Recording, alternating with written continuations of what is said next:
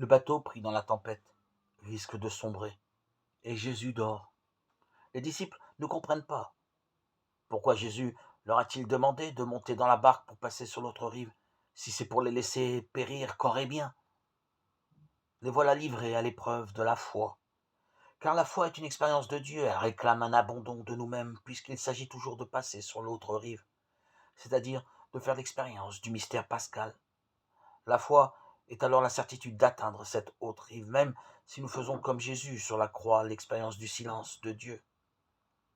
Rude expérience sous la barque du monde, celle de l'Église, de nos communautés, de nos assemblées, celle de nos vies, se fait balloter par les éléments déchaînés. Il s'agit de faire confiance à Dieu, de croire en lui. C'est une grâce, même si rien ne le justifie. Comme pour les disciples de l'Évangile, il n'est pas facile de parvenir à une foi totale.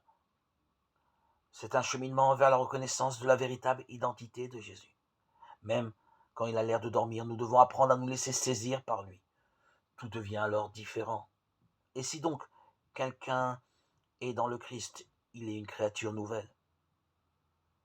C'est vers un monde nouveau que nous naviguons. Mais le péché existe et notre navigation est semée d'embûches. Seul Dieu peut contenir le danger. Et lorsque Jésus commande à la mer, il s'attribue et exerce en fait une puissance divine. Sa parole réalise ce qu'elle commande. Dès lors, comment ne pas croire malgré tous les aléas de nos vies? Rendons grâce au Seigneur de son amour, car il nous a tirés de la détresse. Nous sommes assurés qu'il ne nous abandonnera jamais, qu'il nous conduira au port que notre foi désire. Fais-nous vivre à tout moment, Seigneur, dans l'amour et le respect de ton saint nom. Toi, qui ne cesses jamais de guider ceux qui tu enracines solidement dans ton amour.